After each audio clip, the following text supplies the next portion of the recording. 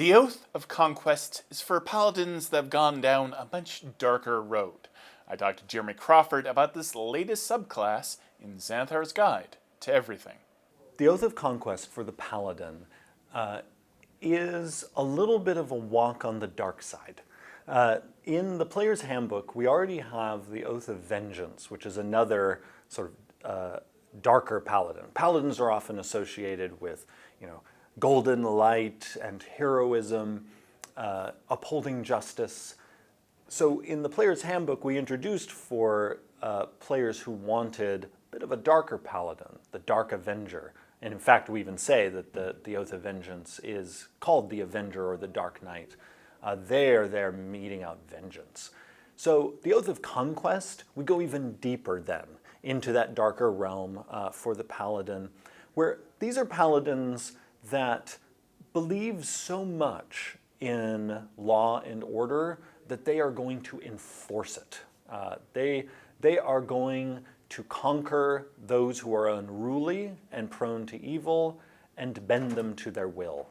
And so these paladins are not necessarily evil. In fact, we point out that many of them can still be the paragons of justice that people think of when they often think of paladins. But there is this darker side to them. I like to think of them a little bit of, they're a bit like Saruman in The Lord of the Rings before he goes totally bad, where really Saruman, at the kind of the poison in his soul that gets at him, is he starts to lose hope in other people. He stops believing that mortals around him are capable of achieving the lofty heights that he originally believed they could achieve. And so instead of trusting them and inspiring them, as Gandalf tries to, he begins to conquer. And so I imagine the Oath of Conquest paladins as taking the kind of first few steps down that dark road, where they start wondering, is the world around me actually capable of ever getting better? Because especially in the D&D multiverse, it's like just as soon as you clean the room up, everything gets messed up again. Because, here comes another group of bad guys. And you can imagine there would be these paladins who have such lofty ideals and who are infused with such mighty magic, might sometimes think, what the heck is wrong with this place? This place being the world. That bad creatures are always showing up, kingdoms are always getting things wrong. And so the Oath of Conquest is kind of the answer to that these are the paladins, they've kind of had enough. And they're going to start enforcing that things will get better. That's dark. And I think you can have some really interesting Oath of Conquest characters who tread that sort of tightrope, who maybe still manage to be good characters, still are faithful friends to their adventuring companions, but are pushing hard toward their view of what the world should be like. Now, we talk about, in Xanathar's Guide, that there are even some members of this oath who, contrary to what is traditional for most paladins, who have actually dedicated themselves to some of the lords of the nine hells. And so these would be lawful evil paladins.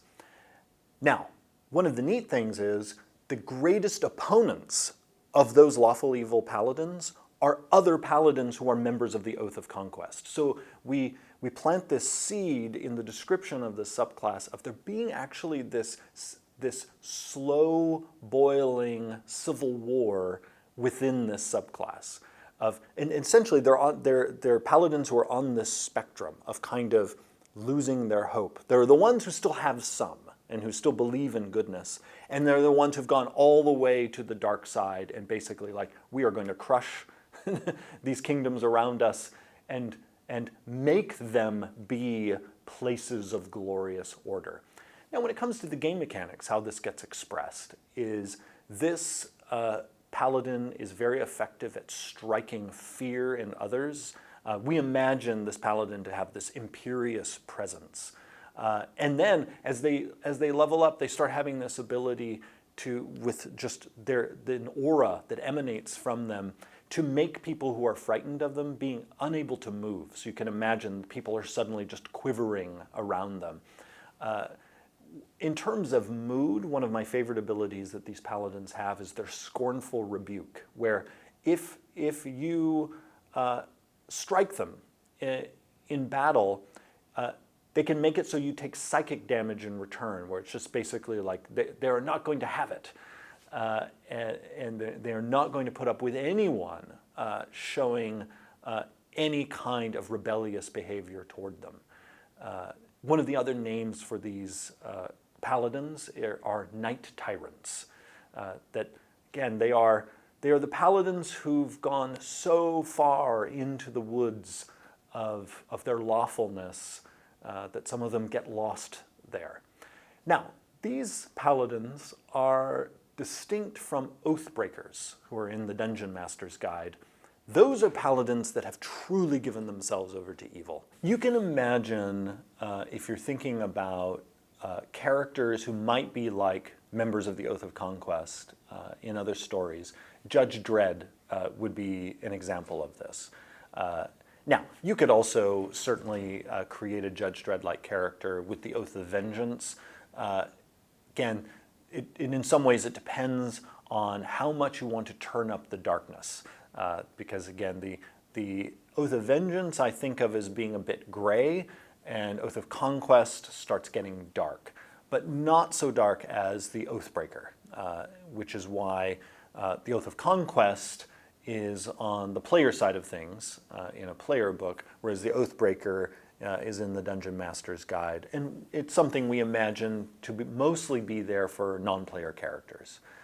But certainly a player character could use it as well if they decide, I've had enough of any of these oaths, and embrace that oathless path. The Paladin Oath of Conquest is in Xanathar's Guide to Everything. You can purchase that book on dndbeyond.com, and you can earn pre-order bonuses as well by clicking on the link in this video description. I'm Todd Kenrick. Thanks for watching.